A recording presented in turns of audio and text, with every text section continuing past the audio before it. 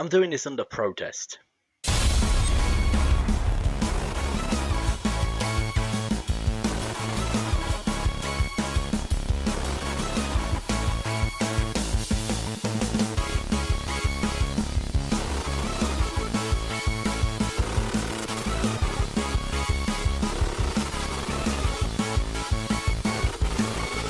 Hello YouTube, I'm Darkest101, and we're back with our final month of our Month With The Asylum. I know I said last week was going to be the last, but somebody shot me. So, I have to finish it. Apparently I'm contractually obligated, so whatever. When it comes to The Asylum, I genuinely don't understand why it took them 7 years to get to making mockbusters about Marvel. Seriously, the Marvel Cinematic Universe kicked off in 2008, and Asylum made their first Marvel-related mockbuster 7 years later. They made their Hansel and Gretel mockbuster the same year Jeremy Renner decapitated Jean Grey with a fucking shovel. Why did it take them so long to get to Marvel? I didn't seek this movie out, by the way, guys. I wasn't, going out my way looking for it. I wasn't trying to find another Asylum month. No, this was just sort of dropped in my lap whilst I was working one day. And that is why we're reviewing Avengers Grimm. Because coincidence. Asylum have always made their mockbusters of popular movies, but I think this is the most blatant mockbuster title they've used to date. Not even Snakes on a Train was as obvious as Avengers Grimm. From a title like this, however, you'd probably expect something like, I don't know, maybe the Fable comics? Some kind of cinematic version of The Wolf Among Us. Speaking of which, Telltale, where are we at with Season 2? Well, not holding up any particularly high hopes after Mega Shark vs Giant Octopus. This is Avengers Grimm. Better get on with it. The movie begins with Snow White's kingdom being invaded by the possessed armies of Rumpelstiltskin. Seriously? The villain of this movie is Rumpel-fucking-Stiltskin? I need to be drunk for this. Actually, to be honest, Rumpelstiltskin is written and portrayed as a great fucking villain. He's got a sense of charisma about him and a smarmy personality. This gives a sense of a really great villain. I mean, he's not an interesting villain, not by a long shot. We never really find out what his motivation for doing this shit is, but he's definitely fun. He's not low-key by any stretch of the imagination, but he's certainly up there as a good substitute. He's certainly more entertaining than our fucking heroes, that's for dang sure.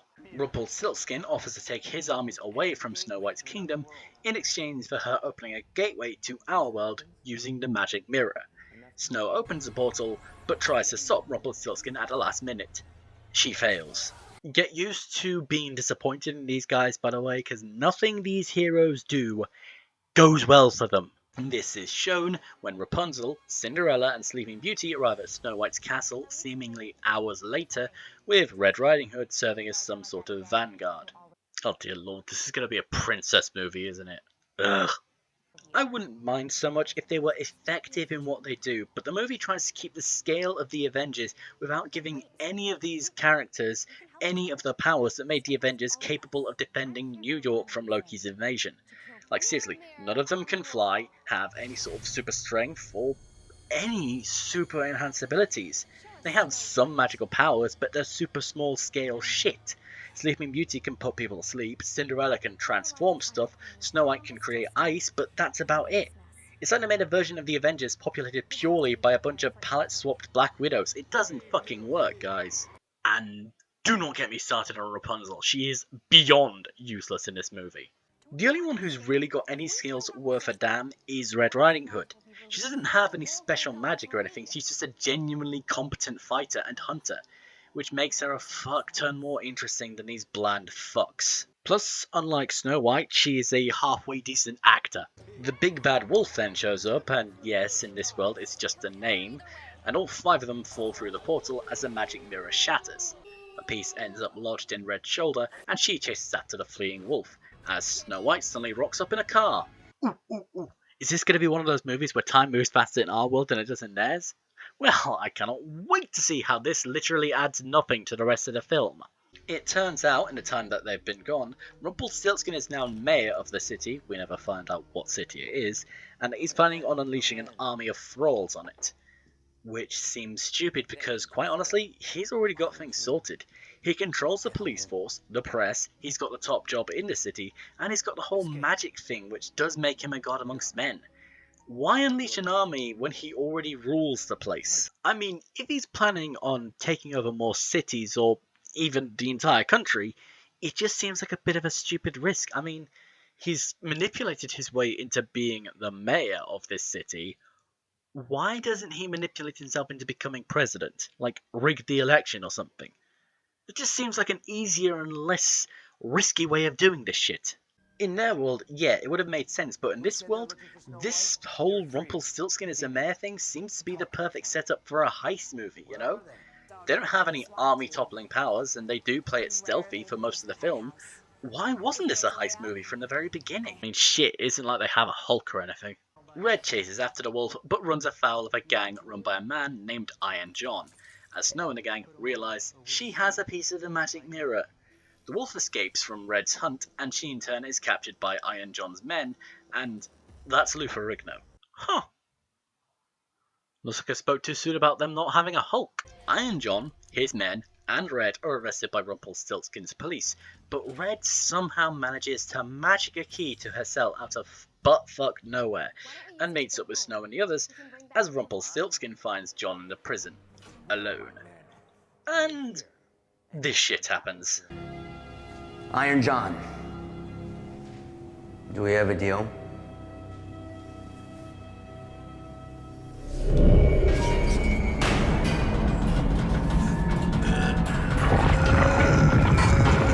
Asylum CGI at its best there, everybody.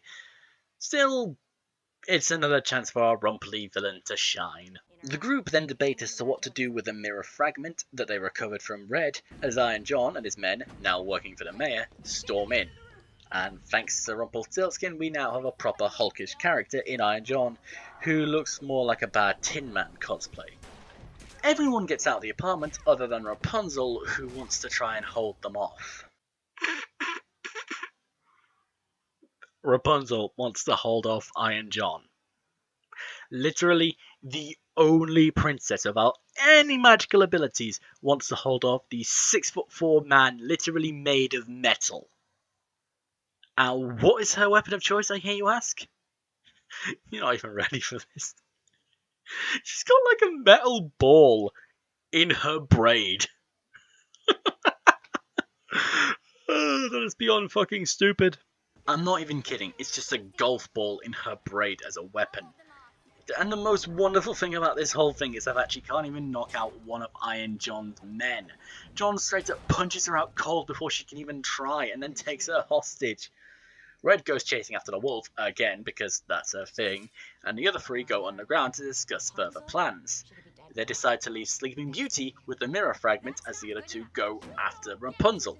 Because that makes perfect sense, doesn't it? Leaving the simpering, epileptic fucking daddy's girl is the perfect choice to be left behind as a guard.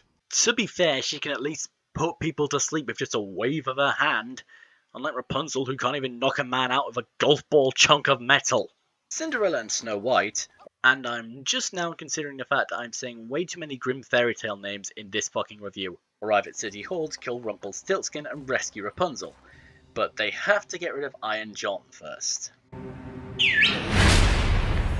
Okay, she's dressed like Red. Is this gonna be the old bait and switch?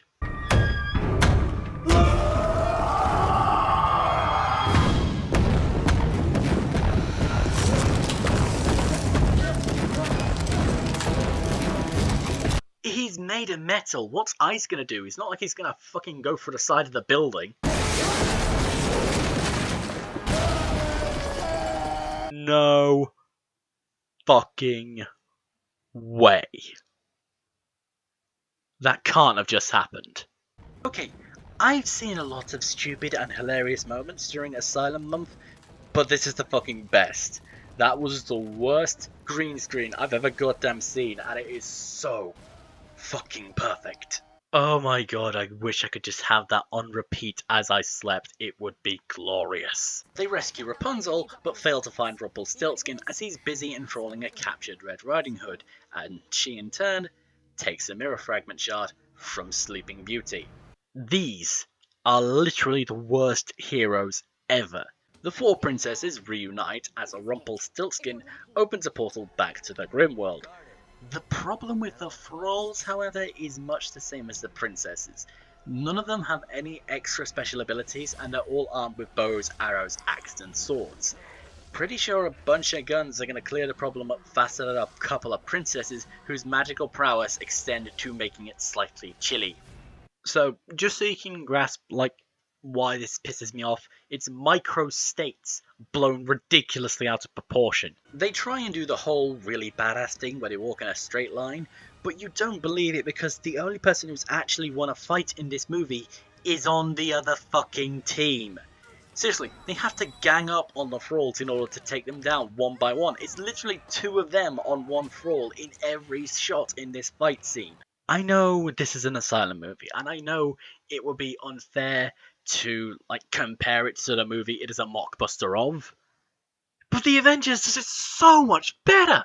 In the Avengers, each individual member is capable of fighting and killing huge quantities of the invading force. Even Black Widow and Hawkeye, members who don't have any superpowers, are capable of standing beside beings like Captain America, Hulk and Thor. These assholes have proven themselves to be incapable of taking down one of these thralls by themselves, which is some bullshit because Sleeping Beauty has been shown to knock out anyone she comes across with less effort than they put into making this piece of crap film. And then they split up. And Cinderella goes to fight Red, Sleeping Beauty and Snow White go to kill Rumpelstiltskin, and Rapunzel goes to close the portal. Rapunzel. The one with no magical powers and has proven she can't do shit. You sent her to close the portal. I'm just making sure you understand your choices, movie. I mean, to be fair, she does manage to knock out a few of the guys, but then, once again, Iron John stops her in her tracks. She quickly, and without much effort, convinces him to drop a building on the portal as Beauty is choked out by the wolf and Snow is captured by Rumpel. Say it with me now. Worst heroes ever. As this is going on, Cinderella and Red are having, no word of a lie, the best fight of the movie. I mean, it's shot almost like a test shoot for a university project or a university showreel or something, but gotta deny, it does look fucking fantastic. Cinderella manages to get Red back to her senses, and they manage to surprise the wolf and kill him. They meet up with Rapunzel and Beauty and go after Snow. And then, just to show how incompetent these people are, Snow fucking kills herself for absolutely no reason. Yeah, Rumpel tries to get them to go back to their own world and leave him to ours, and Snow stabs him through herself to stop him. It doesn't work. It literally doesn't work. He's barely even affected by it. I don't even think she managed to puncture his body.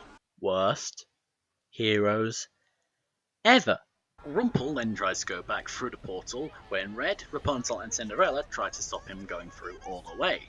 Beauty, instead of lending her strength to stop Rumpel from escaping, because three clearly fit and healthy women can't stop one man from running away, decides the best course of action for her to do is stamp on the mirror shard and shatter it. Worst heroes, and I actually have got tired of saying that. Move along. And then there's the sequel bait ending where Snow White might not actually be dead.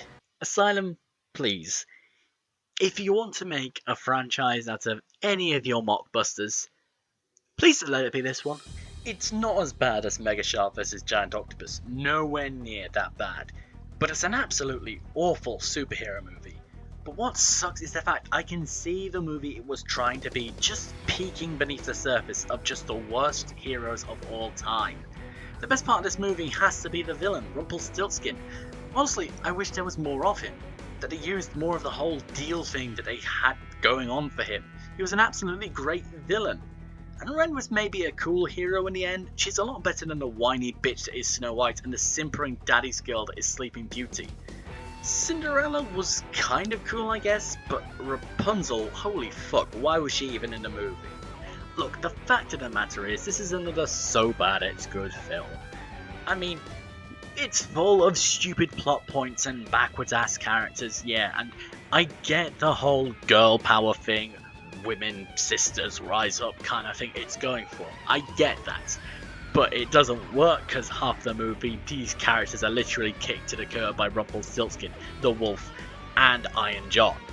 They are all kicked to the curb by the male characters. So, yeah.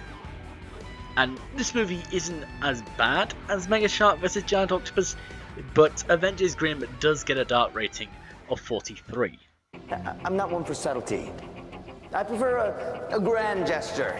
Yes, I would rather watch this than Sharknado. At least I can remember all of the characters' names in this movie. Anyway guys, I hope you enjoyed our first Month With The Asylum, and maybe we'll do this again next year. Who knows? I don't know. But stay tuned on Darkest101 Reviews, because next week we are rolling straight into Double Dip December. But if you have a suggestion for a future review, please, I am desperate for something to review for Christmas. Please drop it in the comment section below. And as always, I've been Darkest101. You have been watching Asylum Month on Darkest101 Reviews. Thanks for watching. Good night, YouTube.